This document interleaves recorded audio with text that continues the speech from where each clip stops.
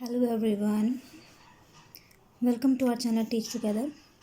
चलिए आज जैसा कि आप देख रहे हैं कि हिंदी के आपके कुछ इम्पोर्टेंट क्वेश्चंस की बात कर लेते हैं। ठीक है, इन क्वेश्चंस को आप कीजिए, तैयार रहिए, क्योंकि आपके जुलाई में एग्ज़ाम हो सकते हैं। काफ़ी हद तक मैं श्योर हूँ। ठीक है, और आप लोगों के पास जो हरियाणा से कर रहे हैं, आप लोगों के पास वो इन्फॉर्मेशन आ चुकी होगी कि आप लोगों की एसआईपी लग रही हैं। तो अगर किसी को ना पता हो तो मुझे जानकारी दें कि नहीं पता। ओके, तो चलिए आप ये क्वेश्चंस लिखिए तब तक। हाँ, स्टार्ट कीजिए। भाषा शिक्षण के लिए भाषा की कौशलों का विशेष महत्व है। इस कथन के संदर्भ में भाषाई कौशल पर प्रकाश डालिए। ये जो प्रश्न है कि भाषाई शिक्षण के लिए भाषा के कौशलों का विशेष महत्व है, इसका मतलब ये है कि जो लैंग्वेज है आपकी, तो लैंग्वेज कितनी इम्पॉर्टेंट है किसी भी भाषा को सीखने के लिए। आई बात समझ में? इसके साथ आप इस क्वेश्चन को भी ऐड कर सकते हैं, भाषा शिक्षण के संदर्भ में भाषाई कौशल का विवेचन कीजिए। कभी अगर आपको कोई क्वेश्चन भी समझना है तो आप वो भी पूछ लिया करो। ठीक है, आगे लिखो। श्रवण कौशल से क्या तात्पर्य है? इनके उद्देश्यों पर प्रकाश डालते हुए इसके महत्व पर विवेचना करें। आगे लिखिए। कौशल का अर्थ एवं स्वरूप बताते हुए उसकी विधियों पर प्रकाश डालिए। आगे लिखिए। श्रवण दोषों के कारणों पर प्रकाश डालते हुए उनके सुधारों के उपयोग पर समुचित प्रकाश डालिए। नेक्स्ट इज पठन कौशल किसे कहते हैं? पठन के प्रमुख रूपों अथवा प्रकारों का वर्णन करते हुए पठन कौशल के उद्देश्यों पर प्रकाश डालिए। नेक्स्ट वन इज सस्वर पठन के उद्देश्य बताते हुए उसके महत्व व गुणों पर प्रकाश डालिए। सस्वर समझ रहे हैं ना, वो कैसा आएगा? पूरा सा, फिर आधा सा वर। ठीक है, इसके बाद आप क्या लिखेंगे? मौन पाठन की परिभाषा देते हुए उसके प्रकार, उपयोगिता, उद्देश्य तथा मौन पाठन या फिर पठन के गुणों और सावधानियों पर प्रकाश डालिए। ओके, आगे आप लिखेंगे द्रुत पठन का अर्थ। द्रुत समझ रहे हैं ना कैसे लिखा जाएगा? ये द्रुत मैं आपको बताती हूँ। ऐसे लिखा जाएगा, कुछ इस प्रकार से लिखा होगा। ठीक है, ऐसा लिखा होगा द्रुत। तो द्रुत पठन का अर्थ एवं स्वरूप बताते हुए उसके महत्व, उपयोगिता तथा उद्देश्य पर प्रकाश डालिए।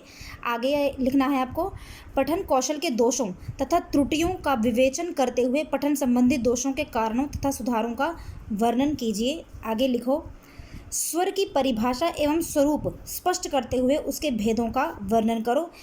ये ग्रामेटिकल पोर्शन है। ठीक है, आगे लिखो, व्यंजन की परिभाषा एवं स्वरूप स्पष्ट करते हुए उनके भेदों का विवेचन कीजिए। आगे आपको लिखना है, कहानी शिक्षण के उद्देश्य स्पष्ट कीजिए। आगे लिखो, काव्य की परिभाषा देते हुए उसके तत्वों पर प्रकाश डालो। नेक्स्ट लिखो, हिंदी एकांकी के विकास क्रम पर प्रकाश डालो। नेक्स्ट लिखो, पाठ योजना का अर्थ क्या है? पाठ योजना की आवश्यकता का महत्व का वर्णन कीजिए। आगे लिखेंगे, पाठ योजना की रूपरेखा पर प्रकाश डालिए। ठीक है, आगे लिखो, ब्लूम उपागम का वर्णन करते हुए उसके गुण दोषों पर प्रकाश डालिए। नेक्स्ट, RCEM, ये मैं पहले भी आपको क्वेश्चंस में बता चुकी हूँ, मोस्ट इंपॉर्टेंट है। समटाइम इसकी सिर्फ और सिर्फ आपसे क्या पूछ लेगा, एक नहीं 2 नंबर में वो पूछ लेगा इसकी फुल फॉर्म। उपागम के गुण और सीमाओं पर प्रकाश डालिए। नेक्स्ट लिखिए, हर्बर्ट उपागम के आधार पर नाटक की पाठ्य योजना बनाइए। आगे लिखिए, हर्बर्ट के 5 पदीय उपागम को समझाते हुए उसके गुण एवं दोषों को बताइए। नेक्स्ट लिखो, सूक्ष्म शिक्षण क्या है? सविस्तार वर्णन करो। नेक्स्ट लिखिए, सूक्ष्म शिक्षण द्वारा प्रश्न कौशल का सोपानों सहित वर्णन कीजिए। ठीक है, चलिए अब मैं आपको जो क्वेश्चन बताऊंगी ये कुछ प्रीवियस ईयर के हैं। आपकी बुक में नहीं होंगे, जिन्होंने नई बुक्स ली हैं उनकी बुक में नहीं होंगे ये। ठीक है, ये मैं आपको 2018 के क्वेश्चन बता रही हूँ। जिनके पास हों तो अच्छी बात है, जिनके पास नहीं है तो वो यहाँ सुन लीजिए। जो प्रीवियस क्वेश्चंस होते हैं ना आपके, उसमें से भी बहुत क्वेश्चन निकल के आएंगे। तो लिखिए फटाफट। विशेषण और विशेष्य का संबंध स्पष्ट करते हुए दो उदाहरण देते हुए विश्लेषण कीजिए। आगे लिखिए हरियाणा की धरोहर विषय पर पाठ योजना के महत्वपूर्ण बिंदु लिखिए। नेक्स्ट इज बाल कहानी की सरलता उदाहरण स्पष्ट कीजिए।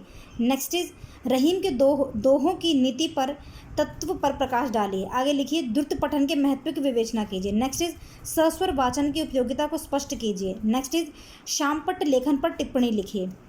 ठीक है, आगे लिखिए, ये सारे 2 नंबर के बताऊंगी। पहले ये 2 नंबर के थे जो भी बोले हैं।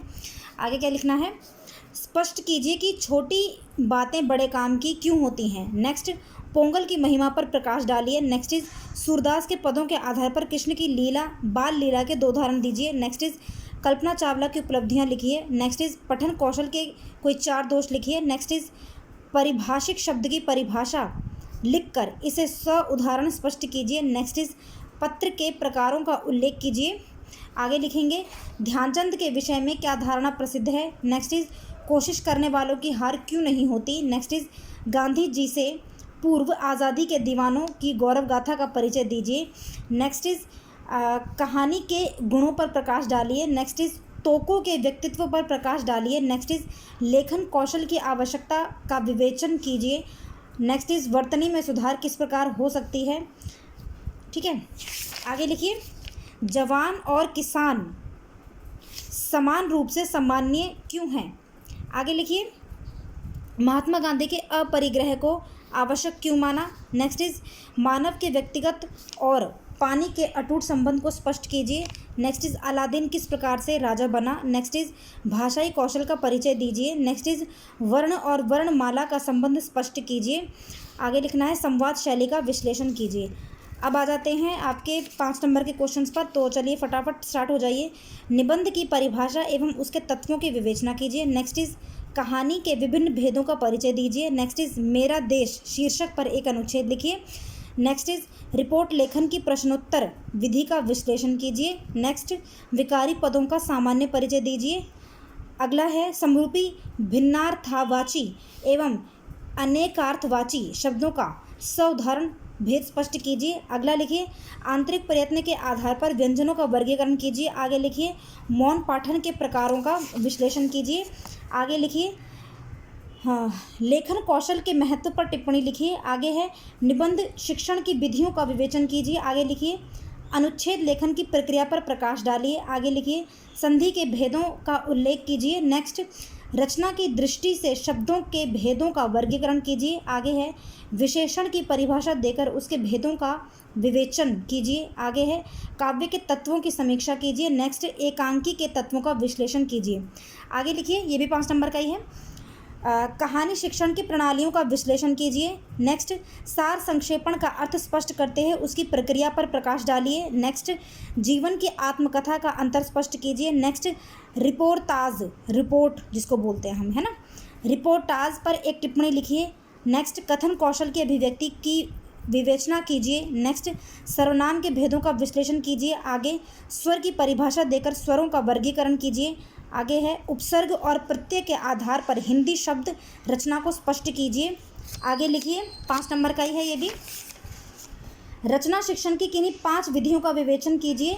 आगे निबंध के प्रकारों एवं उद्देश्यों का विश्लेषण कीजिए। फिर से रिपीट कर देती हूँ, ये निबंध के प्रकारों एवं उद्देश्यों का विश्लेषण कीजिए। नेक्स्ट हिंदी एकांकी के विकास का वर्णन कीजिए। नेक्स्ट प्राथमिक स्तर के योग्य कविताओं के प्रकारों पर टिप्पणी लिखिए। आगे लिखिए लेखन शिक्षण की किन्हीं 2 विधियों की विवेचना कीजिए। नेक्स्ट लिखिए क्रिया विशेषण की परिभाषा दीजिए और उसके भेदों पर प्रकाश डालिए। आगे लिखिए व्यंजन की परिभाषा देकर उच्चारण स्थान के आधार पर उसके भेदों का विश्लेषण कीजिए। आगे लिखिए अर्थ के आधार पर शब्दों का वर्गीकरण कीजिए।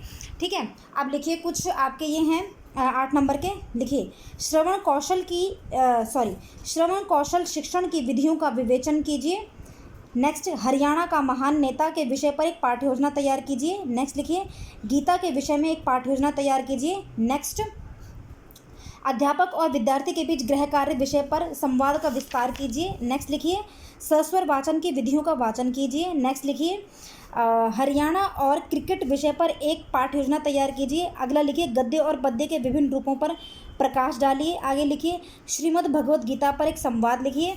आगे लिखिए पठन कौशल के विभिन्न सोपानों का विवेचन कीजिए। नेक्स्ट है पठन कौशल की विधियों का वर्णन कीजिए। नेक्स्ट है हिंदी गद्य पर एक पाठ योजना तैयार कीजिए। नेक्स्ट इज भारतीय उत्सव विषय पर एक संवाद योजना तैयार कीजिए। नेक्स्ट है सस्वर वाचन की विधियों का विश्लेषण कीजिए। अगला है कथन कौशल की विशेषताओं का विवेचन कीजिए। नेक्स्ट है हॉकी का जादूगर विषय पर एक पाठ योजना तैयार कीजिए। अगला है मोबाइल का बोलबाला विषय पर एक संवाद योजना तैयार कीजिए। तो ये आपके कुछ महत्वपूर्ण प्रश्न थे, ठीक है, और कुछ महत्वपूर्ण टॉपिक्स हैं जो मैंने आपको बता दिए। देखिए अगर आप इन क्वेश्चंस को भी कर लेंगे ना तो काम आपका हो जाएगा काफ़ी हद तक, ठीक है। तो ये सारे क्वेश्चन कर लीजिए, ढूंढिए, अपनी बुक्स में मिल जाएंगे। और कुछ समझ ना आए तो मुझे आप कमेंट बॉक्स में मैसेज करके बताना, ठीक है। तो फिर हम मिलेंगे अपनी अगली क्लास में आपके कुछ नए क्वेश्चंस के साथ। तब तक के लिए thank you, goodbye and take care.